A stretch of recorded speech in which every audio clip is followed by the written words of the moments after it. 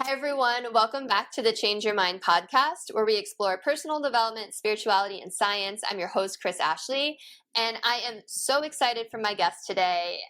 If you are in business or looking to get into business, you definitely want to tune into this episode. But first, a couple quick announcements. Head over to the links in the show notes. You are going to find ways to sponsor the podcast. You're going to find a link to my book, Change Your Mind to Change Your Reality. You'll find links for my courses, free downloads, and of course, all of my guest links as well. And as always, this podcast is part of the Los Angeles Tribune Podcast Network. We are doing massive things in personal development. That is where I met my guests. We were just live at Barnes & Noble at the Grove in LA just last month. So check us out. There's so many amazing podcasts in the network. We're doing such incredible work. Come be a part of the community.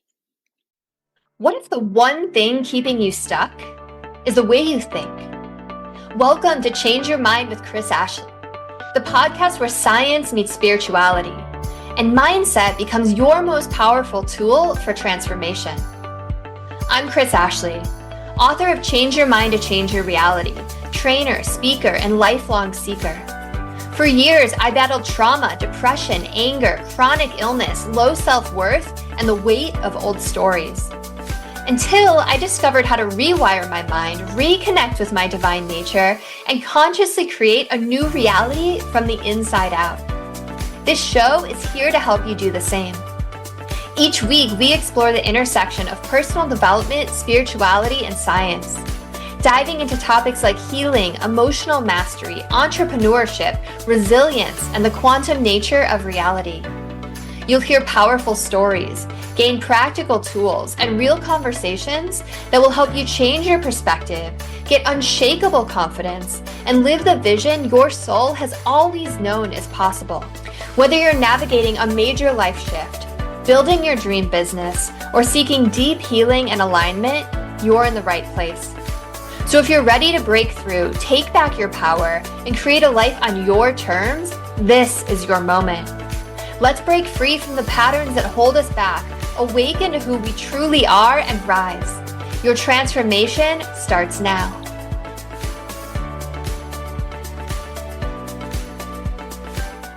All right. So with me today, I have Aaron Scott Young. So Aaron is a distinguished entrepreneur and strategic business advisor who has dedicated over 4 decades to empowering others to build and protect their dreams. He is the chairman and CEO of Laughlin Associates. He's also the creator of the Unshackled Owner, which is a transformative program designed to liberate entrepreneurs from the daily grind, empowering them to build businesses that are not only self-sustaining, but also impactful. I love that. And then recently he released his 4th book because he's just got that much time on his hands, I guess. Unshackled, the 7 Levels of Business Excellence. This book provides a practical and powerful framework for business leaders, guiding them through common challenges to build successful, sustainable companies that truly change lives for the better. Welcome, Aaron. I'm so happy you're here. Hi, Chris. It's so nice to be here with you. Thanks for inviting me. Yeah, thanks for coming on. The pleasure is mine. And I'm so excited. I have so many questions for you, but first I have to ask you the question that every single guest gets as number 1. Okay. And that is, what is your origin story? What put you on this path to create this successful company that you're focused not only on helping people find financial freedom, but also do it in an impactful way? I started my first company. So I grew up in a family where I had a mom and dad who loved me a lot and thought I was great. I was the oldest of 5 children. And I had phenomenal parents, but no, they didn't have any money. They never knew how to make money. They were always bad with money, especially my dad, bad with money, but yet my hero in every other way, except for financially. And so I just always thought I could do stuff. I'd been told from birth that, of course, if somebody's going to do it, why not you? And so when I needed some money as I got a little older, like in high school, I started working in a sort of a contractor way for a guy that owned or managed an apartment complex, when I turned 16, I got hired by the owner of that complex to paint his house. And I after we made friends, I'm just 16. And I said, I don't know what you pay your managers to turn these apartments, because I knew I was getting paid $3 an hour. And, but I said, I'll do all your apartment buildings for $10 an hour. And the guy's like, great. So then I hired a bunch of other high school kids to do the work that I'd been doing, very Tom Sawyer, painting the white fence, and I paid them what I was used to getting paid, actually a little more than I was getting paid before, and I kept the difference. And then I started a business when I was a freshman in college that was a recycling business that turned into something kind of cool. We ended up with 3 employees. It was really the 2 founders and 2 employees, and 2 trucks, 2 routes, and about 5,000 customers. And then I met my wife when I was 22, and I thought, I don't want to be a garbage man. So I sold my interest in the recycling business to the other guy.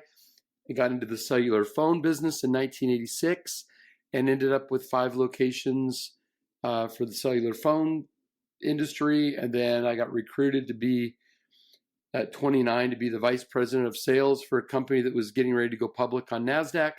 They had over 300 offices worldwide. So I found myself at just coming 30 years old as an officer of a publicly traded multinational, and made a lot of money in stock. Under my leadership, we about quadrupled sales worldwide for the company, which did really well in the stock. And so at 32 and a half, 33, I started buying businesses. And along the path, I bought, along with a partner, I bought Laughlin Associates, which is one we've kept, which has many, many thousands of customers. It's been around since 1972. And because we're working on asset protection, strategic tax planning, business compliance, I just meet a lot of good business owners, and that gives me a lot of deal flow opportunities. So that's kind of what that's a short version and a simplified version of my story. Amazing. I think you just froze for a second. Can you hear me okay? Yeah, Chris. Okay. Yeah, I hope we can edit it, but it does. I keep seeing your camera going in and out. So the thing with Riverside is that it records each of us separately. So the final version is like crystal clear, but yeah, it's annoying. It's okay with me as long as we can hear each other. Yeah, totally. Amazing. Thank you so much for sharing that. I'm so impressed that you have been an entrepreneur since you were 16, maybe even younger. And I feel like you just have this drive in you. And I love that it was instilled from your parents, where it's like, there's so many people out there who have self-doubt or self-worth issues. And you're like, no, I was just always told that like I could do anything I wanted. So I did whatever I wanted. I love that. That's so inspirational. So yeah, it was not a bad way to grow up. Yeah. And I mean, it's also inspiring as a parent, right? Like that's like to instill that in your children, right? For anyone that's listening, that's a parent. Amazing. All of that. So did you ever have any kind of fear getting started or any kind of doubt as you were starting these businesses? Or was it really just like, I can do everything I want? There was like just total confidence the whole time. Okay. Well, I'm 60 years old now. Okay. And so I was 19 then. I was actually, when I actually started the recycling business, I was still 18, but we didn't go like for real as a company. I was just a sole proprietor, but we became a real company right after I turned 19. So was there any fear? There was no fear at the beginning. There was no fear in selling it. There was no fear in going into the cellular business. There was some fear signing my first lease on a building. There was some fear signing multiple leases because I was very young, and I was just bootstrapping. And I think it was good that I was somewhat ignorant of the risks I was taking, because I just thought, oh, well, this is just what you do next. And so I did it. And there were days or months when I worried about, was the revenue going to be enough to pay the employees? Was I going to get paid? But mostly it went pretty well. And anyway, so that happened. And then probably of the history I told you, probably the scariest thing was being offered that job of the big company, because I felt utterly inadequate to do the job, because I didn't have a college education. I hadn't ever had a job. I'd only, I mean, other than when I was 14, but by the time I was 16, I was kind of calling my own shots. Yeah. And I was used to being in charge and sort of figuring things out as I went. And all of a sudden now I thought, well, I have to be accountable to somebody. And that was intimidating. And I wondered if I would let them down. Letting people down or not, I guess at the deepest level, not being trustworthy, like not doing what I committed to do, that's one of my biggest drivers in life, is to do what I say I'm going to do. And that was kind of scary because I didn't really know if I could do it. But lo and behold, it worked out okay. Yeah. And yeah, it's interesting, that idea of like drive, right? Tony Robbins talks about like having positive drive and like negative, positive influence and negative influence, right? There's like those things that like drive you because you like want them, and those things that drive you because you're like, oh, I don't want that. Yeah. So do you feel like what else made you so motivated? Was it just like going after money, or was it just like, what was it? I still, by most people's measure, they would say that I'm successful now, right? I would say so. Yeah. Well, but it really depends on who you're talking to. But to 99% of the world's population, I'm financially more successful than they are, right? By most people's social measurement, I mean, I've been happily married. It'll be 38 years in February. Amazing. So, I mean, I've got this great marriage. I've got 4 fabulous kids. My in-law kids are awesome. We've got all these grandkids that are just fantastic. I get to do what I want to do, and I'm like, nobody's really telling me what to do, or I have a tremendous level of autonomy and control over my life. So that is what most people want. And I want it too. And yet, every time I get to some level, whatever you want to call it, I go, okay, so this is great. And what if I tweaked it this way? Or what if I could do this? Or what if I could put these people together? What could we make out of that? And it's not a matter of saying I want more toys, or I want like, I'm not in some race to be some gazillionaire. However, I do feel compelled to do things that are interesting and add value. And the way you measure that in business is by dollars. You know, did you do something that the market wanted, and then they responded to you, and then you improve it and make it better, and then you either sit there and get fed by it, or you sell it and you get a lump of money and you do the next fun thing. But at this stage of my career, and through most of my career, I've looked at things as projects that I'm working on, not like this be all end all, business empire that is. I just don't think like that. I think like, oh, here's an opportunity, let's mess with it. And if we do something well, we'll get paid for what we did. And then what do we want to do next?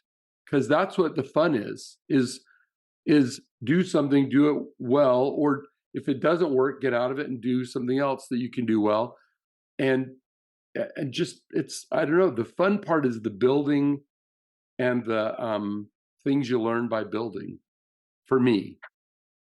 I love that answer so much because you're following your passion, you're having fun, you're collaborating with other inspiring people.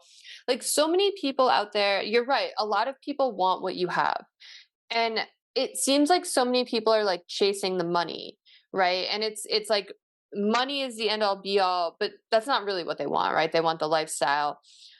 But I love that to you, money is just like a tool of measurement where it's like, okay, that means we did well and go on. Am I wrong? Yeah, yeah. No, that's right. No, I thank you for that. You're summarizing beautifully. The once I heard Warren Buffett in an interview one time. They asked him why he was giving so much of his money, almost all of his money, to the Gates Foundation, Bill and Melinda Gates Foundation, and he said, if I tried really hard, maybe I could spend 1% of my money. The other 99%, and I loved how he said it, holds no utility for me. Like I don't need it. There's no, what do I do with this stuff? It's just baggage, right? I've got the life that I want to live. So beyond that, what is there? Well, maybe we should get it in the hands of people who can do something else with it. In my case, do I want to build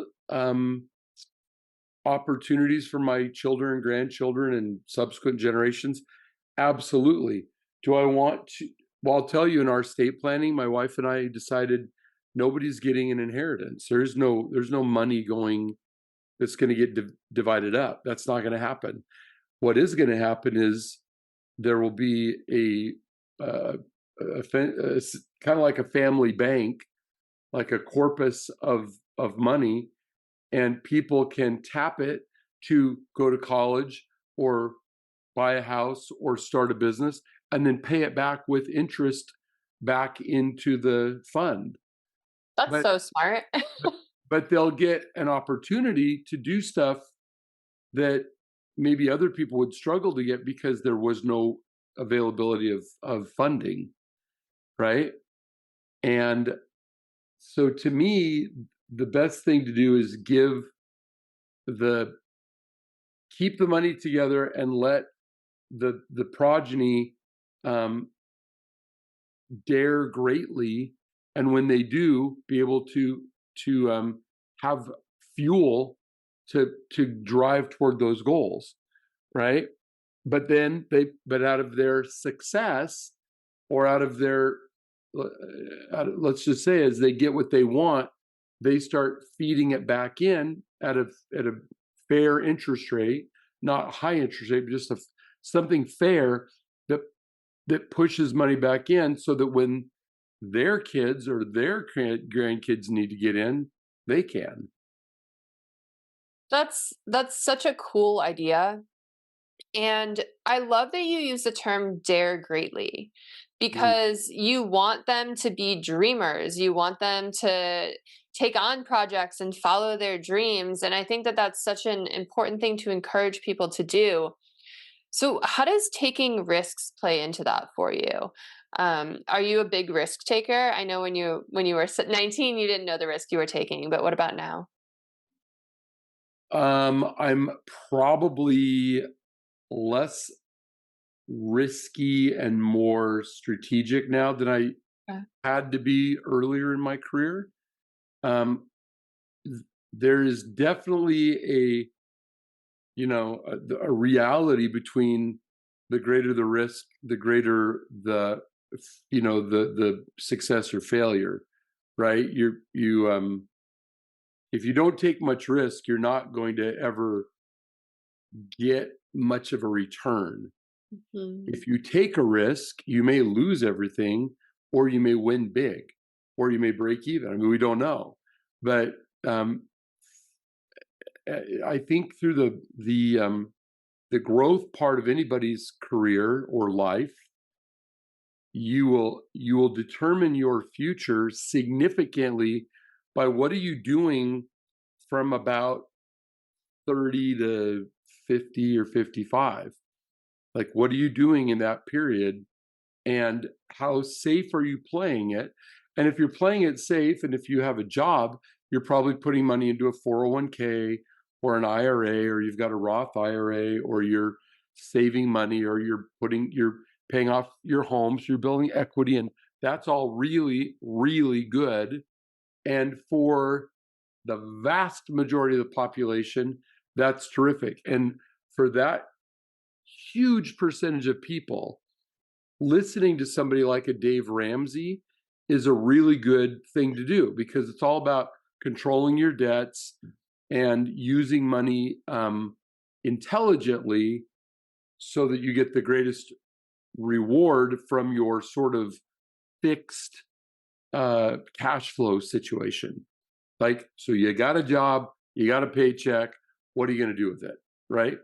For somebody like me, who's been figuring out how to make money for all of these years, for me, Dave Ramsey's approach is utterly wrong. It is completely wrong.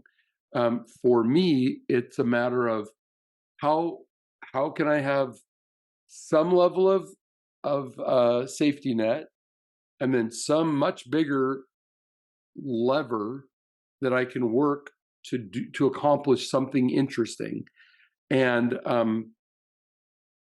thankfully, the older I get and the more success that I enjoy, and as people see that, I'm getting, it's almost like this is happening at an accelerating rate, where people are saying, will you help me? Will you like lend your experience in exchange for ownership in the company, in exchange for a monthly stipend, to be a mentor to me?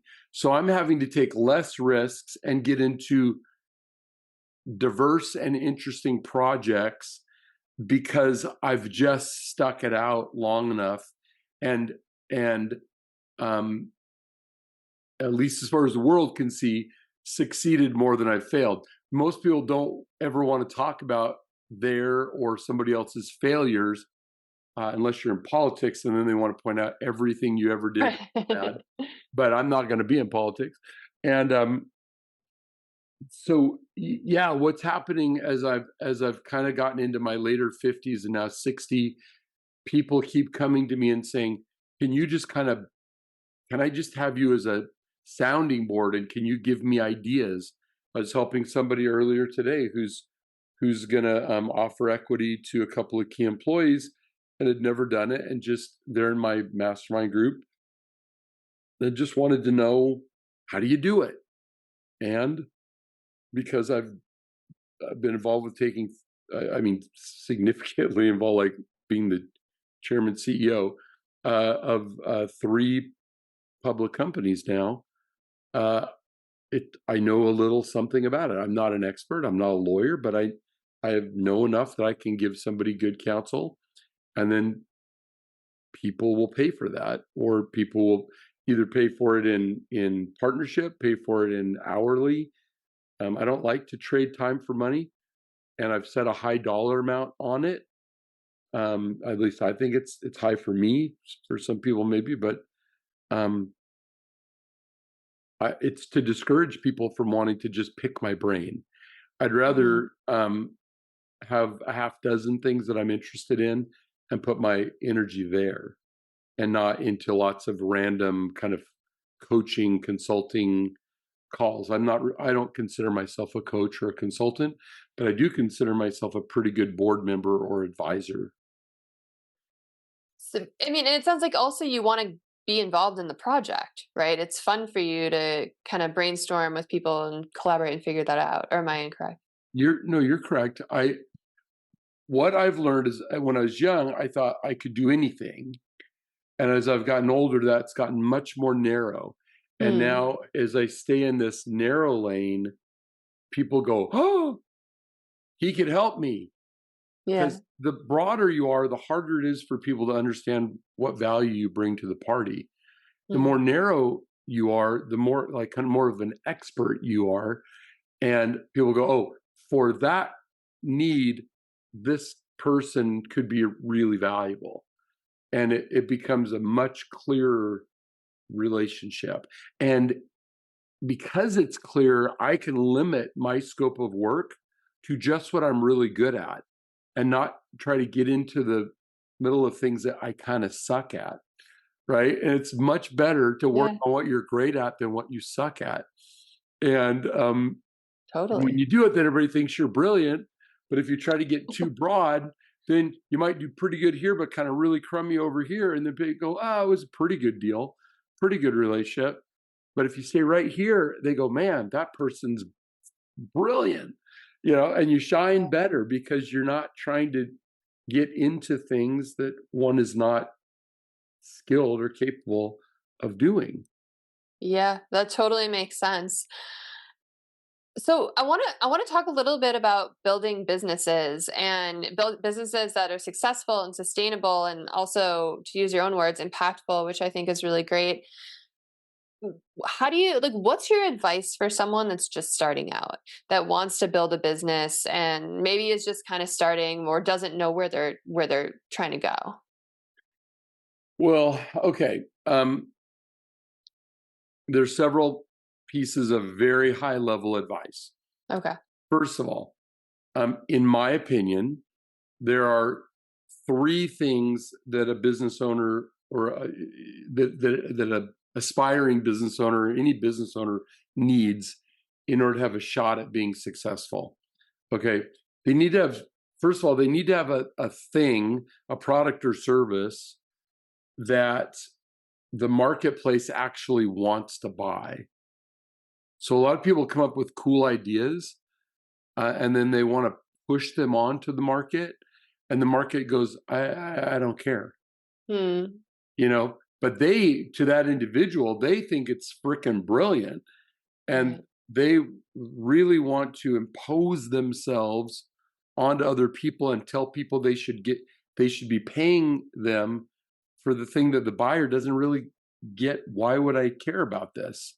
Right? So first, identify something that there's a felt need in the market and that you have some mechanism to deliver it better or faster or cheaper than somebody else. And you can have two of those things, right?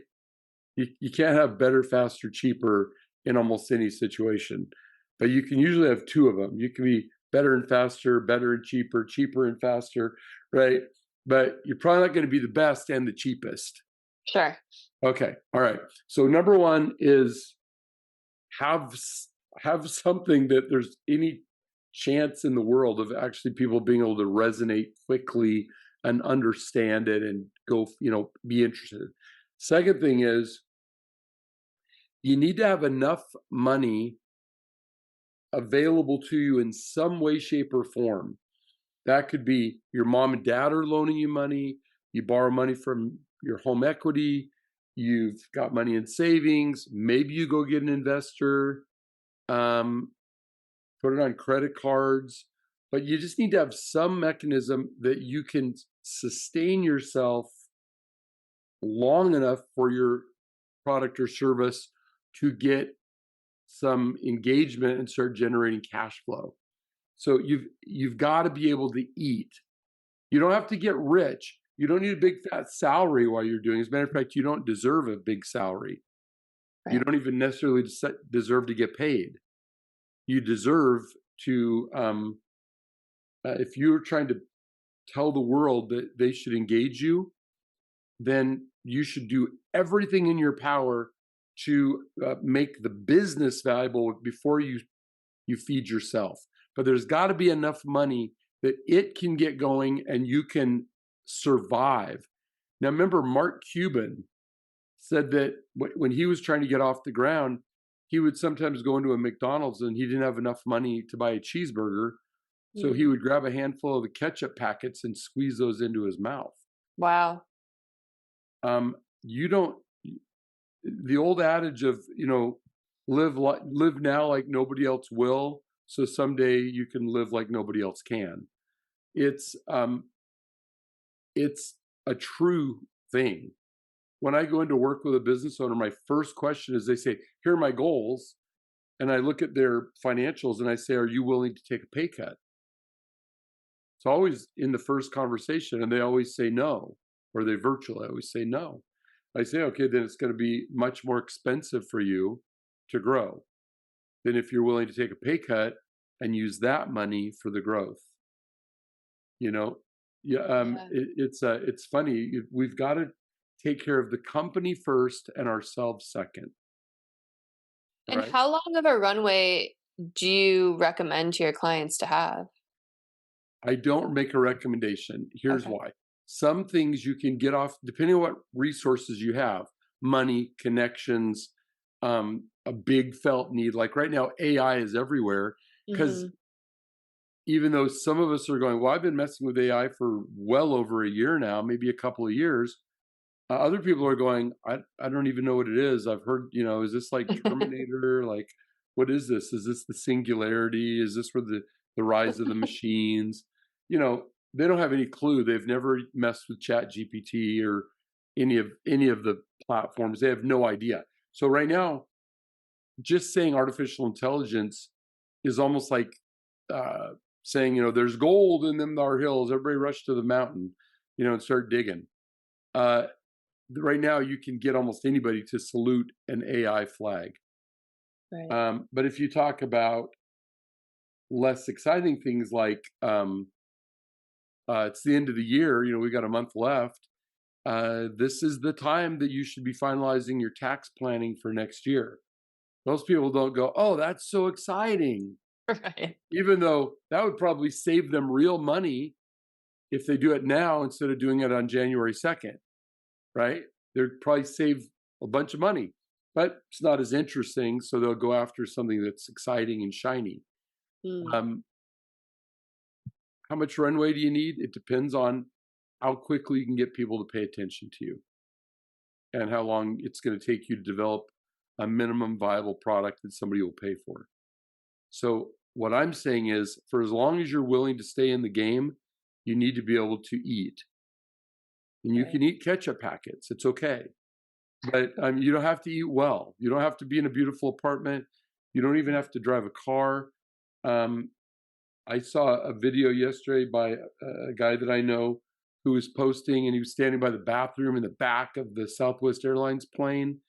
And he was on the plane, and Joe Polish, whom I pay $35,000 a year to be part of the Genius Network, Joe started, and Joe and this guy were both on Southwest Airlines.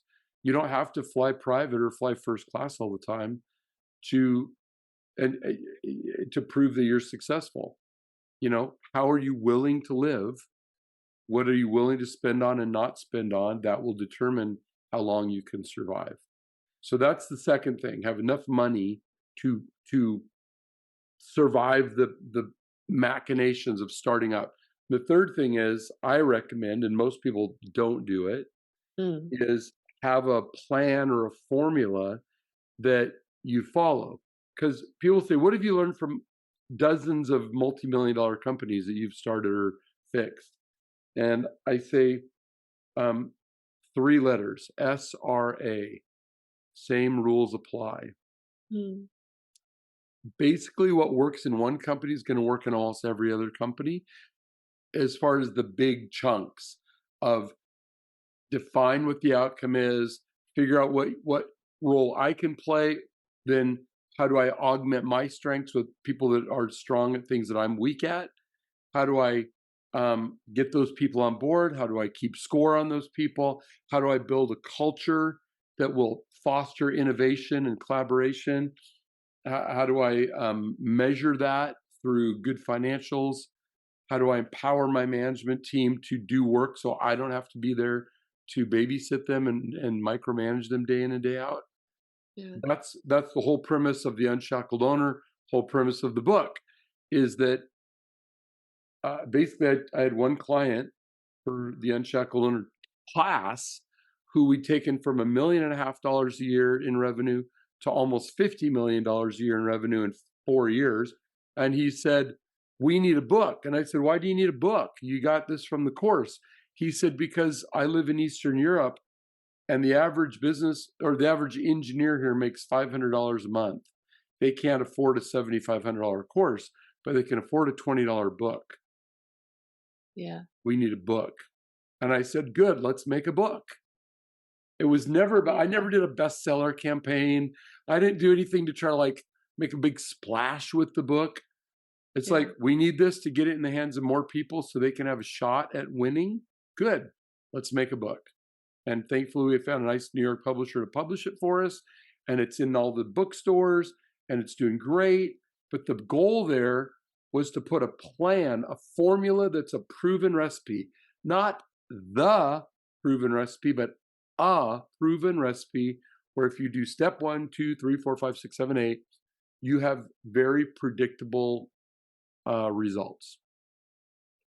Amazing. And that's the power of books, by the way. Like you get to see like boil down someone's genius, right? In like 200 pages. So if there's anyone listening that doesn't read, like go pick up Unshackled Owner, go pick up a bunch of business books because that's such a gift from those people who have walked the path.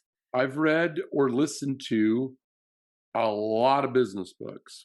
By the way, for those that are listening, if you are not, you don't have to, they say, people say, oh, I read, a book a week or a book a day or a book a month or whatever, and they kind of brag about it. My deal is there's a million gazillion books out there that are not really that great. Like there's a whole bunch of crummy books out there. Find books that are written by people who have accomplished things you want to accomplish. You don't need to read everybody's book. It's not that there's not a great idea in that book, but figure out, instead of shotgunning to get success, get focused on a specific target and then go toward that target in as laser focused a way as you can, instead of like kind of wandering around, groping around in the dark. Get information about what you need to accomplish your goal. And you'll find that as you study the words of these people who've gone before you and succeeded, that if you have that systems brain thinking, you will start to take disparate things that you've learned and put them together in an amalgamation that none of those authors taught you to do. Right. Then it becomes your thing because you learned enough stuff and your brain naturally puts rando pieces together into something that nobody else is doing. And that becomes your unique value to the market. The other thing is, Unshackled is a book that's written about what I've learned along the way and applied and proven that it works. So do you think I made it all up? No, I got it from everybody I've learned from through the years. And as I gained information that made sense to me, I applied it and iterated on it until it fit into my way of the context through which I see, or the lens through which I see the world. It had to work for me. And then it got good enough that I saw it didn't just work for me, but it worked for lots and lots of employees. And then I saw, it works for some of these big companies that are paying me 25 grand a day to come sit with them. Well, maybe it would work in a course. Well, then hundreds and hundreds of companies, including really big companies, went through the course. A lot of public companies went through the course. And law firms and accounting firms and Indian nations and all kinds of people and organizations went through the course. And then I thought, maybe it'll work in a book. And now way more people, many, many thousands and thousands of people are now reading it in a book. And I'm learning, same rules apply. This system works. Is it the only way? No. Does it work? Yes. If you have a recipe for chocolate chip cookies and you follow it, you will get chocolate chip cookies. You won't get sourdough bread. You won't get, a bicycle. You'll get chocolate chip cookies. They may not be the best chocolate chip cookies in the world, but they will be chocolate chip cookies, because if you follow a recipe, you'll get predictable results. And as you learn to understand why you're doing things, and then, tweak it a little bit to fit in your circumstance, then you now created a mechanism to follow a recipe in this circumstance that produces really, really good results. That was my very long answer to what's the high level. You need to have a great product or service idea. You need to have enough money to live, and you need a plan to follow so that you don't waste time on a whole bunch of things that will not work. Just follow a plan that's been proven gazillions, well, I'll just say thousands of times now. And guess what? It's probably going to work. Amazing. And it's so smart to just get like laser focused, read the things that are going to help you, right? Now, I not do the shotgun approach. And I really appreciated what you were saying about how, as you read all these things, your brain connects things. Because I've had the thought before, but I haven't been able to so eloquently put it as you did, where you're taking all this information that other people probably aren't going to read the same books that you are. They're probably not going to work with the same mentors that you are. But then you get to synthesize that information for people, right? So then you have all this value for people, right? Because it's become your unique thing. So I really appreciated that. As you were talking, one of the things you mentioned is fostering a culture and empowering your management. So, and as you know, I'm co-directing the Leadership Academy for the Los Angeles Tribune. So leadership is on my mind. I literally was just on there live, right before this. So I'd love to just hear a little bit about qualities of leaders that you think is important and how you create that culture and empower people. Well, far be it from me to tell anybody else how to run their business. So, because when I look at people that I think do a really good job, I think of people that are fairly, I think Steve Jobs was a phenomenal leader, but he was pretty broadly, I'll be blunt. I mean, he just pissed a lot of people off. Yeah. Because nobody was going to get a trophy working for Steve Jobs. It's do a great job, and don't expect me to fawn all over you, because you're here to do a great job, right? So that is a way to be a leader, to set a very high standard, and everybody's mostly failing. And when they do hit it and you go, good work, they just think the whole, it's like Jesus just came down and anointed them, right? It's so that's a way to do it. Then there are other ways, there's a guy named Bob Iger who runs Disney. He ran Disney, he went away and was just on the board, and then they got into all kinds of trouble and they asked him to come out of retirement and go back on. Now, you may or may not like Bob Iger and everything that's happening at Disney, but let me tell you what, Bob Iger is very clever at empowering leaders and then just tweaking those people, just tweaking them a little bit to keep them on target. And he's got a very complicated world with him, with Disney parks, Disney hotels, Disney pictures, Disney Plus television. Then you've got ABC and ESPN and everything else. They just bought 20th Century Fox. They own Marvel. They own Star Wars universe, right? They bought all these things, and he's got people leading all of those things. And he is a very good, gentle puppet master, where you don't really see any strings. He just sort of kind of through a little telekinesis can just slightly move somebody. What is the old thing about if you get on an airplane in like Los Angeles and you fly to Hawaii, fly to, let's say, to Oahu, to Honolulu, the plane is off course like 98% of the time, right?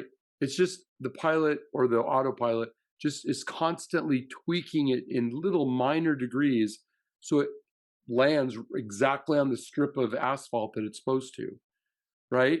Not pretty close, not in the ocean, not on some freeway, not on the next island over, but exactly where you want to land, exactly where it's supposed to go. Because they don't yank it and pull it. They just slight little shifts. And that's something that Bob Iger is really great at.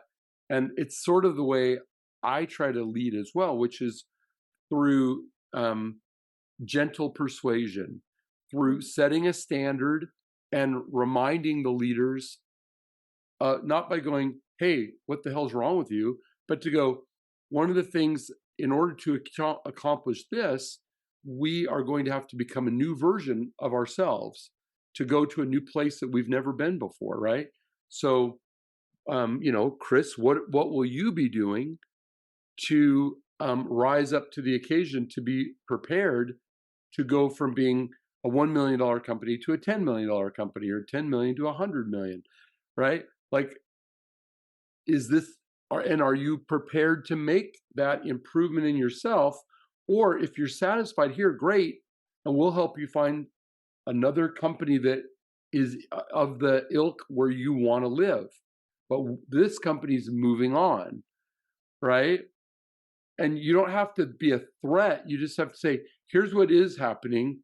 What role or what tack do you want to take in order to either say, hey, I'm good where I am. I'm happy to stay here. And I know you're going to outgrow me. And either I'll take a lesser position in the company or I'll go elsewhere. Or say, no, I want to be a part of this trajectory. So I'm going to do things to become more self-aware, be a better leader, be a better measurer, be a better delegator, be a more creative collaborator. You know, those are things to do. So I don't know. Leadership to me is about figuring out what is your natural gift. How do you work with other people? How do you see the opportunity? How do you imagine, as the leader, the rest of the team is just an appendage of you, right? It's more arms, legs, eyes, ears, mouth. It needs to become a representation of the owner and the values and the things the company stands for and stands against. If people don't resonate with that, they will wash themselves out. They will go away from that, right? So eventually you've got a whole team of people who understand that their contribution matters and that it's in alignment with the values of the company, and that the owner or leader, whoever the leader is, the team sees that person as the very best possible example of these values. And they want to live up to that. They want to be a part of something that cool, versus a place where you have a leader that just whoops on people all the time and there's high turnover and they're just kind of a tyrant. I don't think that's leadership. I think that's manipulation. And eventually it'll work for a while, but eventually it just will fail, because, as in the olden days, the peasants will rise up and kill you. At some point, if you whoop on them too hard, or the Boston Tea Party, you tax us too much, we'll go to war. It's now too much. So I'd rather never get to that point. I'd rather be in a place where everybody goes, I don't know if I've given enough of my heart to this, because I really want this to be great. And then, of course, we want people to go have a life too, because the time they spend working for us is to earn the money to pay for the discretionary part of their life. So as leaders, we want to wildly support our people in living out the best, most happy life they can get. I love that little aside that you put at the end. And it's so smart because it's like you're putting it in their hands, right? You're making the choice up to them. And when people believe it's their choice, they're gonna, it's kind of like you were saying earlier, like you don't want to let anyone down, right? Like that is such a motivator, right? They're like, everyone else around me is rising up. Like I want to rise up too. Like I want to show them that I'm not the thing that's gonna like drag this ship down, right? That's so smart, and I love that you also support people's work-life balance because, like you said, like we're not here on this earth to just work and make money and eat and sleep and go to bed and start all over again, right? Like we're here to have experiences as human beings and to live life. And I think a lot of what you're talking about is having a really high EQ as well, right? Like having that emotional intelligence. Like, would you agree with that? Yeah. First of all, not Yeah. everybody should be a leader. Not everybody should be an owner. Not Right. everybody should try to. There's no particular nobility in being an entrepreneur. It's a choice if you have what I think of as a little bit of a mental illness that leans towards taking tremendous risk, hoping for a big reward, knowing that you're going to fail more often than you succeed, right? Um, it's why I get a little frustrated when the media beats up on business owners. They say, oh, these business owners are so greedy, or these corporations are so corrupt. And it's like, man, do you know how people were talking about Elon Musk? And I'm like, how many things does this guy have to do that are basically were thought to be generally impossible? How many magical things does this guy have to do for people to just leave him alone and let him keep being creative? You know, he's the Thomas Edison of our time. And just leave the guy alone. He's the freaking Yeah. richest man in the world because he keeps delivering things that people want. And they're going, oh, well, he's now over there with Trump and the right, you know. Well, he's a Democrat who's given us all electric vehicles, the thing the Republicans keep saying are stupid, right? Um, he, the whole EV thing wouldn't really be happening without Elon Musk, I right? couldn't agree more. I think he's a genius, and we talk about him in the Leadership Academy as like an example. So I love that you just called that out because and it's like he's doing good things for humanity also, right? It's and not like he's and he's out getting there. paid for it. People Yeah. go, "Oh, that seems good. I want to invest my money in that person or that company that just kind of keeps hitting home runs." You know, anybody that grew up, anybody that's my age that watched the Apollo missions, right? I did not see um uh oh my gosh, Neil Armstrong step off and say, you know, one small step for man, one giant leap for mankind. I was alive, but it was the middle of the night. My parents didn't wake me up to see it. But I did watch the subsequent ones because you know I was 5 years old when Apollo 11 happened, but as 12, 13, and so on happened, and they started taking the lunar rover up, and they're going to drive around. I was getting up Saturday mornings and watching cartoons as a little boy and seeing what was happening. Um, the rockets just went away as space junk, and then the capsule flopped down in the ocean, and they had to go pick up with a Navy ship, go pick up the astronauts, right? Well, no, Elon Musk doesn't do that. Elon Musk sends his rocket up, it delivers the payload, and it comes back and lands at the same place, and then they kind of wash it up and put more fuel in it, and then 2 weeks later they send it again. This is freaking amazing. Yeah. It's freaking amazing. And um, why does he need to send satellites? Or rockets up? Because he's delivering satellites and creating Starlink. So now anybody in the whole planet can get fast internet, no matter Yeah. where you are, no matter if they can ever run fiber to sub-Saharan Africa or to the mountains of Peru, right? They get up in everybody now with a smartphone can get high-speed internet because Elon Musk is making it happen. And some people would argue against, and some people would argue for, but he spent whatever over $40 million to buy Twitter, right? Or maybe was it 40 million, 400 million? I can't remember how. It was a lot, whatever it was. He's not making money on that. No, but whatever. I'm sure I grossly undervalued what he paid for Twitter. I don't know But what it is. people could argue that he's doing it to preserve free speech. Other people could argue that he's doing it so he's got the loudest, megaphone in the world. Whatever the case is, he owns it. Whatever the case is, and you do enough good things to help enough people, and they reward you big enough, you can start to affect really significant change. I don't know what's going to happen with this government agency of, this DOGE, Department of Government Efficiency. I don't know if that'll work or not. I'm not, but I hope it does. Yeah. I hope it does. Because you know what? I have some companies that get paid by the government, and I simultaneously play the game, and we make the money that the government will pay for stuff. And I go, this is insanity what they're willing to pay for stuff.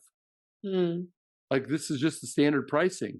And I'm like, okay, well, I'll do it, but dang, the private sector would never pay for this. Yeah, you see it from the inside. That's interesting.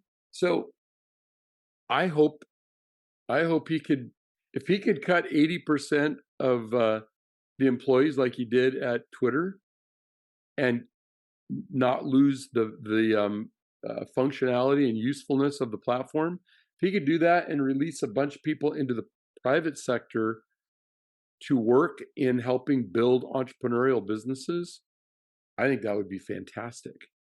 I do too. And he would create so many new jobs out of that. And Vivek is also super smart. The two of them together, I think, could do really great things. Yeah. So yeah, I hear you. I don't want this to be a political point, because I don't think either side has the moral high ground. I think they both play the same kind of games. Yep. And there's not a significant, there are a few things that they leverage, but mostly it's to rile people up to get them to vote. And then the people go into the positions of leadership, and then they just do whatever they're going to do. They don't necessarily represent their state or their district. They represent what the party wants to do. And the lobbyists, right? Well, lobbyists provide the lubricant, for the systems, and the lubricant for the politicians to have a very soft landing when they leave politics. So you scratch my back, I'll scratch yours. It's a somewhere between opportunistic and corrupt system. That's a good way of putting it. So I don't really trust the system, but my deal is I just pay attention to what is going on as unemotionally as possible, and go, okay, based on whatever the power that be is working on, how do I arrange my affairs in such a way to get the best result during this season? And then if the power base shifts, how do I morph so we can deliver our products and services against the backdrop of this new narrative? It doesn't mean we even have to change what we're doing, but it does change how we're talking about it and to whom we're approaching as prospective affiliates or customers. That's so smart. And I love that you just said it's not about changing what we're doing, but how we're talking about it, because that is, especially over the last 4 to 8 years, that has been so important. How companies are showing up online, how they're talking about it, how they're branding themselves to the public, more than ever, right? Because people people want to be able to relate to a company, right? Or they want to make sure the company aligns with their values more than ever. So that's really smart. That makes a lot of sense. Yeah, it is interesting. What's funny is that I don't give a lot of thought to, if I want to go to a grocery store, I'm not really evaluating is the local privately owned store versus Safeway versus like one of the Kroger products, so where I live, Fred Meyer. I don't really evaluate what their politics or what their pay scale or what their, I don't, Yeah. I'm going in there going, what experience do I want when I walk through those doors? Right? And probably what products, right? Well, I'm saying, what experience do I Okay. want? What experience do I want? Because if they treat me great, but they have nothing I want, I'll go, oh, what a bunch of nice people, but that's not the store for me. Yeah. Right? But if I walk in and I can find what I'm looking for and I think the price seems fair and the store was clean and the people were friendly enough, I'll probably go back in that door. But if they come to me and say, hey, welcome to our store, here's a pamphlet on our political stance, what we invest our money on, what charities we give to, and so on, I'm going to do something besides going, I'll either go, I don't care, and throw it away. Mm-hmm. Or if they really want me to know it, I'll go, okay, I'll look, but that's not why I walked in the door. So Yeah. I'm not coming back because you're now trying to make me care about what you care about. And guess what? I'll promise you this. I care what I care about. All of us do. All of us do. Yeah. When you drive down the freeway, Chris, Mm-hmm. you know about the person you're talking to on the phone or the person you're going to meet or your friends and your family and your loved ones. And maybe there's a couple hundred people in your sphere of consciousness, right? Most of whom you're not thinking about while you drive on the freeway, right? Right. And then there's everybody else on the freeway and everybody else in a house or business that you're passing that you're giving no thought to. In psychology, they call that undifferentiated other. They're just nobody. Background people. They just happen to be there and you don't know what their story is and you're not seeking to find out. That doesn't make you a bad person. That means you're working within the bubble of the world that you know about. And next to you, who's doing great work, stuff for the community, is the person who's going to go rob the bank or who is selling fentanyl or is miserable and just showing up at some job they hate, and their worlds are all different than Chris's world, I promise you, right? But you're not thinking about it because you're just doing your thing. When you get to wherever you're going, or when you're getting in your automobile and deciding, do I like how this car feels? Do I like how the radio sounds? Do I like how it drives? If you don't like it, you're going to look for a different answer, right? Yeah. When you go to do business with somebody else, what you want is what you want.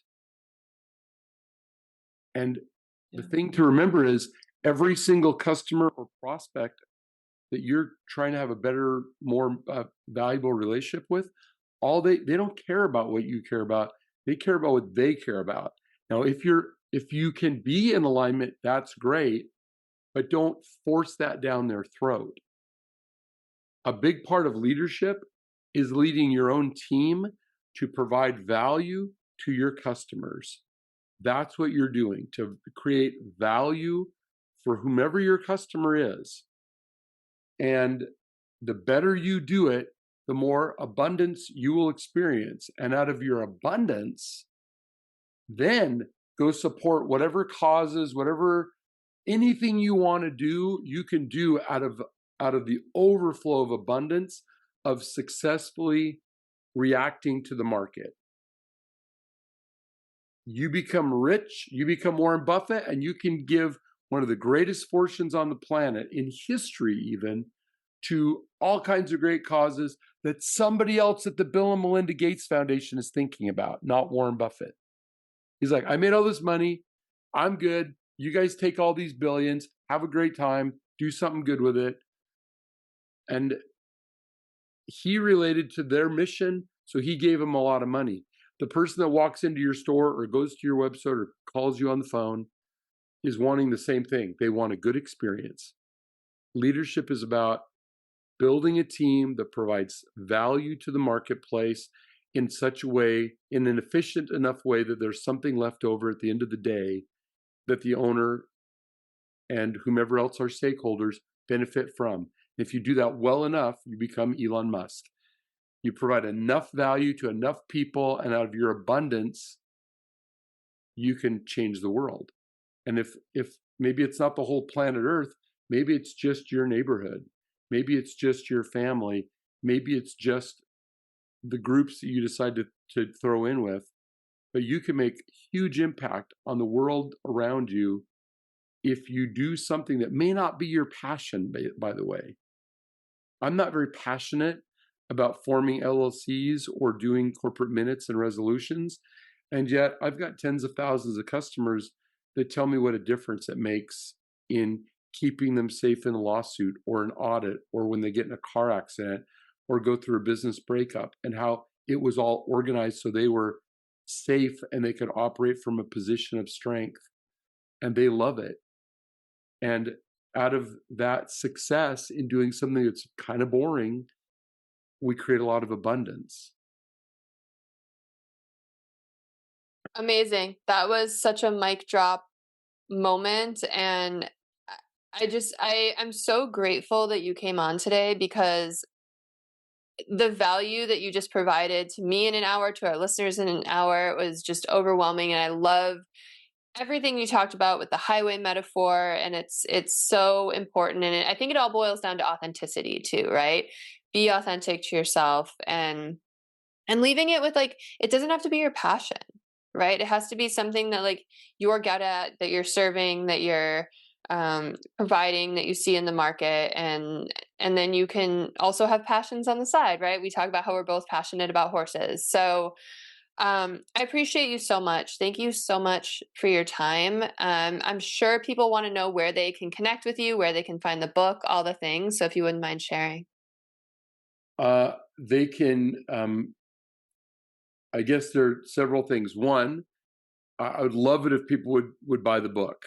That would be great. I'll never know if they just go to Barnes & Noble or do you have one? Oh, there it is. All right. If you go to Barnes & Noble or Amazon, or anywhere it's sold, that's great. I know they're on shelves in lots of Barnes & Nobles. I went to my local Barnes & Noble, which is by the Portland airport. That's the closest one to me. And it's a small store, and they didn't have it on the shelf. And I said, they said, can we help you find something? And I said, oh, I was looking for my book. And, I know they carried in other bigger stores. I know this is one of the small concept stores. And the lady goes, let's go check the computer. Oh, we had 6 of them. They all sold out. We have more coming. Hell yeah. And I was like, yes. That was right after we were at the Grove, where That's awesome. They had 4 cases because they were selling through at the Grove, that their Awesome. flagship store. So hooray. And they've offered me this national book tour now. They've offered me to come go travel across country to go to the Barnes. Oh yeah, they asked me that night to do a national tour. Hell yeah, congrats. Isn't that wonderful? So deserved. That's amazing. So go get the book, or you can go to aaronscottyoung.com, or you can go to laughlinusa.com, and somewhere in there you can find me, or you can send me an email at aaronyoung@laughlinusa.com. Amazing. Well, thank you so much again. It has been such a pleasure to have you on, and I'm so grateful for your time. If you are listening, please send this to someone you think would find it useful. Like, comment, share, subscribe. Let's all help elevate everyone else. Have a great rest of your day, everyone.